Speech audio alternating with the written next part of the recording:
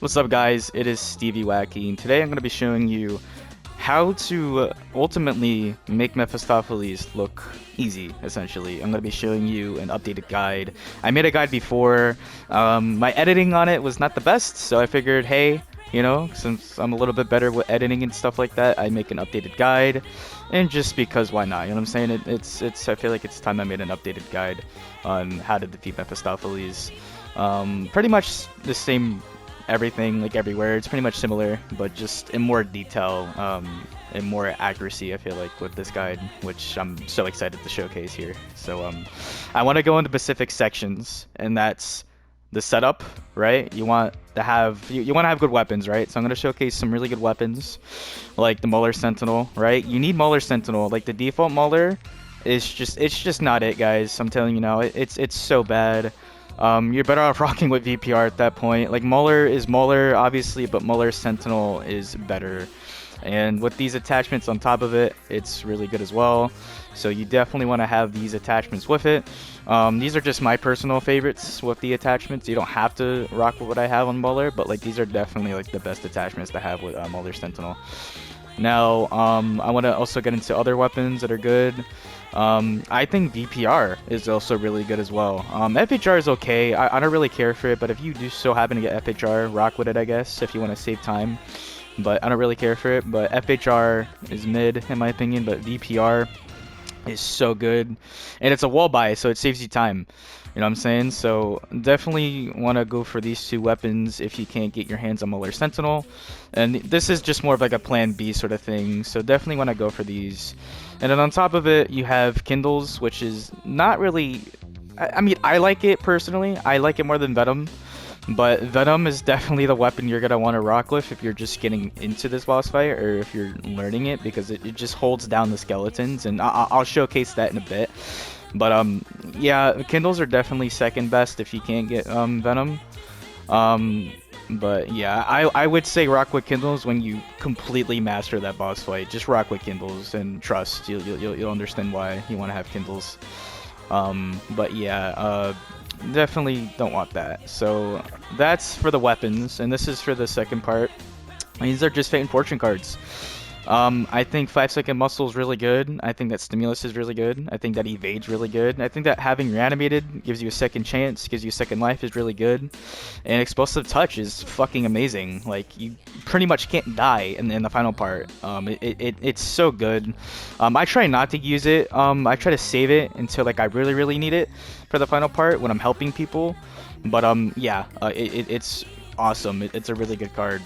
And then there's also other ones, like Man Up is really good for like the Rhino part when they spawn in for like the 4th Talisman. You have Best out of 4, or Best for Last rather. It's really good. Lucky Irish is good, why not, like you can maybe get something good out of it. Head Reloaded's also really good. Ego Trip's also really good. You can't use Hide and Seek, it doesn't work. Raining Bullets is really good. What else? Twist of Fate and Rising Phoenix, I feel like are really the best cards in my opinion. Like, you have other ones like Death Party and stuff like that, but it's kind of mid compared to all the other cards that could ultimately benefit you in the boss fight. I think that Tag Team's also really underrated as well. Tag Team is really good, actually. One of my good old friends, Green Sheep, me and him speedrun, and we tested this card out. This card is really good. It makes you literally like you just can't die. Like, if anything, it's better than Explosive Touch. But the only downside to it is that it's 30 seconds, so it makes it kind of bad because you're really not gonna get much done in 30 seconds in the final part. Like, maybe get one talisman raised. So that's why Tag Team's kind of mid, but it's also not a bad card at the same time. So fuck it, if you want to rock with it, rock with it. You know what I'm saying? Like, who's stopping you? But yeah, so that's pretty much for the setup. And that's pretty much that. So we're gonna get into the second part and how to counter his attacks, and I'm gonna showcase that right now. Okay, so his first attack that he loves doing is fireballs, and the best way to counter it is just sliding away from when he does it. And a good way to call it out when he's about to do it is when he lifts his right arm in the air, and he's gonna shoot it towards you, and you could sometimes predict it. So I predict it here, and I start sliding away But that's his main attack that he loves doing. And usually after like a huge like maybe like a firewall attack, which we'll get to in a little bit, he'll do fireballs and stuff like that. So you also just want to like predict. And like I said, as soon as he lifts his arms in the air towards you, that means you gotta slide away. That's the best way to counter it, and it gives you enough time to do it. It's not like instant, you know what I'm saying? So you have enough time to react to it, and that's a good way to counter it. Just predict when he's gonna do it, and just look for his arms. That's all you gotta do. Okay guys, so for the second attack that he does is black hole. So essentially he has a black hole in his hands and he sort of teleports it towards the middle, and the best way to counter this attack is either proning on your talisman or just proning somewhere that's not on top of it. And if you prone, you don't get sucked up into it. I have a bunch of clips to showcase that, and this is an attack that he'll normally do after the first talisman or during the first talisman when you're doing it during the boss fight. And like I said, you just want to lay down on that talisman, or if you want, you can go the other route and keep jumping away from the talisman that I'm about to show you in a second, where you just keep jumping away from it. Now, if you just keep jumping away from it, because it's sucking you in, but if you just keep jumping, like, you don't have to jump like crazy, but like just keep tapping X, you'll be okay essentially. So that's another way to survive his attack. So yeah. Okay guys, so for his third attack is Firewall, and whenever he does Firewall, he'll clap his hands in the middle and it divides the map. But whenever he does divide the map, sometimes he'll do other attacks on top of it, like Rise. Sometimes he'll do Fireballs, so you want to maybe predict when he's going to do that. Sometimes he'll do Black Hole, sometimes he'll do Fire Breath. He'll do all types of attacks with the map being divided. And even when the map is divided or the arena is divided, it's still not as scary. Like, you would think that, oh my god, like my other teammates are on the other side, blah blah blah. Don't sweat it. It's really not that big of a deal. It's really simple. Like, it's better than him doing tornadoes or something, or even like, yeah, quite literally tornadoes. So a good way to call out this attack is when he's when he's flying around, when he lifts his hands and he claps. When he claps his hands, you just want to make sure you're not in the middle to where he's standing, and then you're chilling. And then, like I said, he'll do attacks on top of it, so you just want to look out for him clapping his hands. That's all you got to do. It's really easy to counter. Okay, so for his fourth attack that he loves doing is Fire Breath, and this is like when you're progressing into the talismans.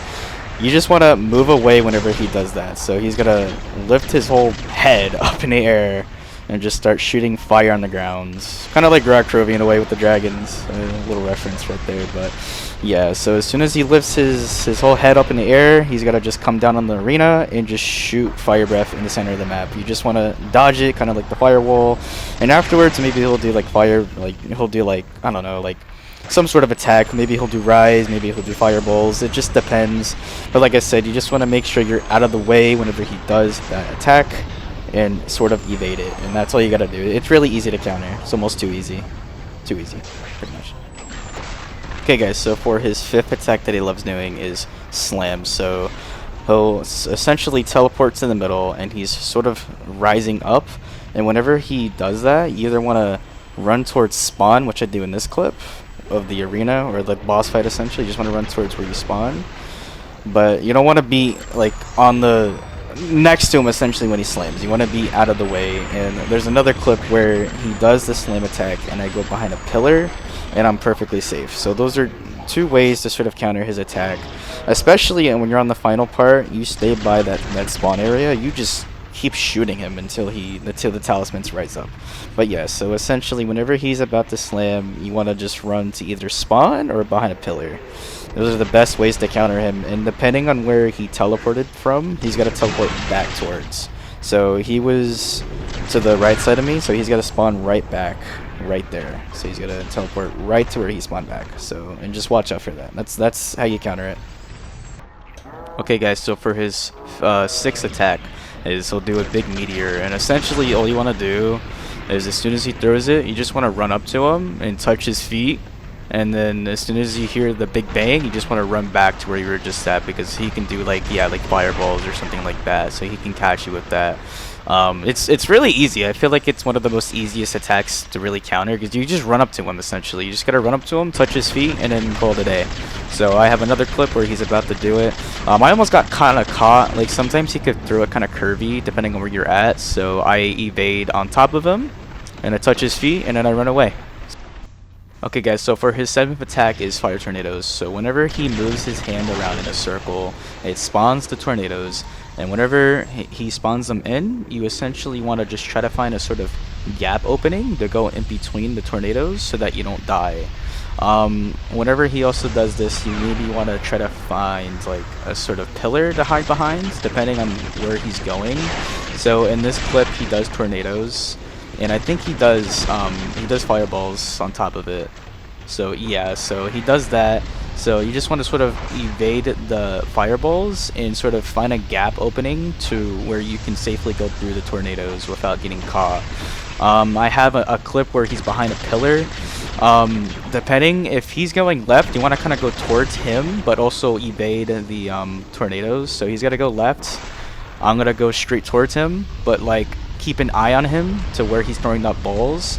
And if he was going right, you would go back towards the pillar you were just at, or towards. And in this clip, he's gonna either go left or right. So in this game, he goes, I think, right, if I'm not wrong. Yeah, he goes right. So you just want to go to your left, essentially, to evade his balls and just evade the tornadoes that are coming towards you. Evade is so good for this step. I would recommend using that. So that's how you counter tornadoes. Okay, guys. So this is how you properly do the steps for Mephistopheles. It's pretty simple.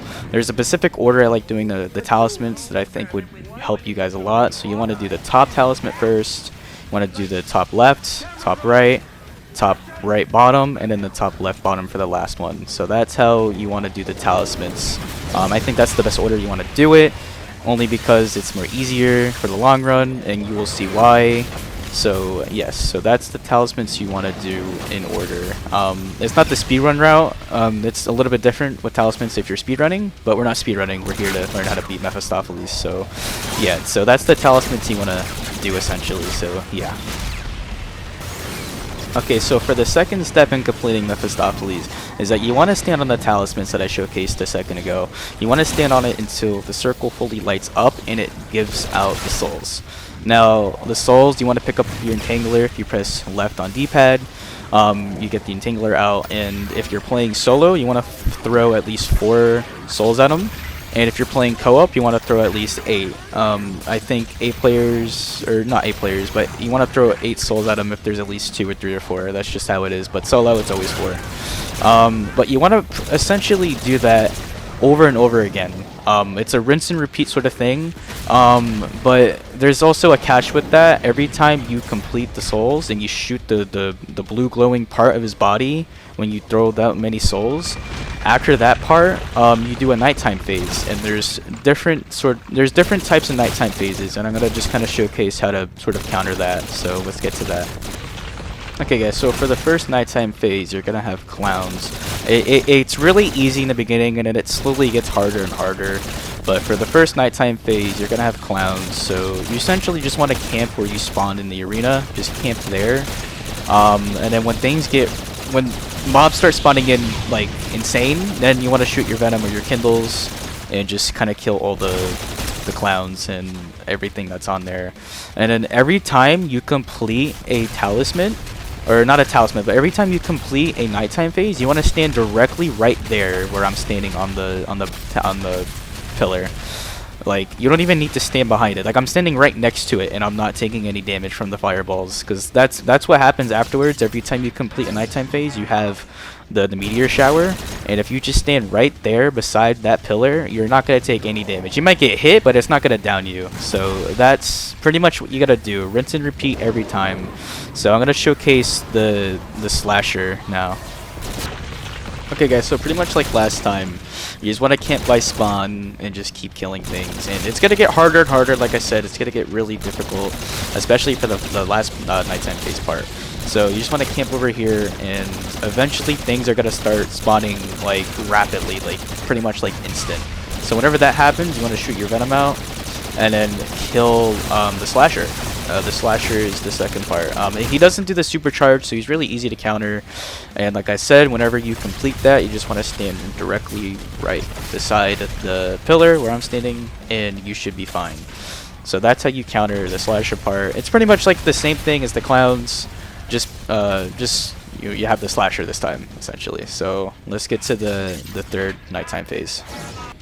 Okay, so this is when it starts to get really hard for the ninja nighttime phase. So this is Shaolin ninjas. They're pretty easy to kill with Venom, but it's really not even that. There's so many blue phantoms that spawn in this part. It's like ridiculous. Like, it's really annoying. Like, that's simply, like, if anything, like, it's not even like the ninjas that are hard. It's just the blue phantoms. They spawn. There's a lot of them that spawn in this part. So you want to make sure you have your Venom ready, and also ready for the ninjas. And that's pretty much that. That's just keep in mind. You want to make sure you have your Venom ready to go, because you're gonna have a buttload of phantoms that want to kill you. So that's pretty much that. So whenever things get pretty dicey and scary, you want to just shoot your Venom and then spray your Mauler. Rinse and repeat. Okay, so for the 5th Talisman in Mephistopheles for the nighttime phase, instead of staying in spawn, you want to stay outside, because you have rhinos that are going to spawn and sort of charge into you. So the best Fate and Fortune card to have, or not, yeah, just Fate and Fortune card to have would be Evade, because it could help you sort of dodge the supercharge they have. And like I said, Venom's really good for this part, so you want to just kind of train up the everything. Like, I love always going to either left or right, depending on where the rhinos spawn on this part, so you could kind of train them up and then just spray into them. So that's pretty much the good trick to this part. You don't want to stay in spawn, you want to stay outside of spawn for the nighttime phase for this part, for the rhinos. And that's pretty much that. So that's how you counter the nighttime phase, and that's all the 4 phases. There's only 4, and that's pretty much that. So let's get to the other part.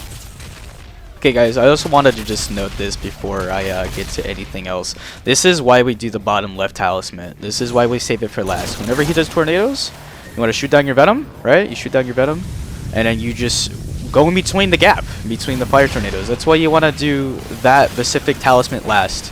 That's why you do it. I just wanted to throw that in there because a lot of people might find it to be confusing. Why, I guess.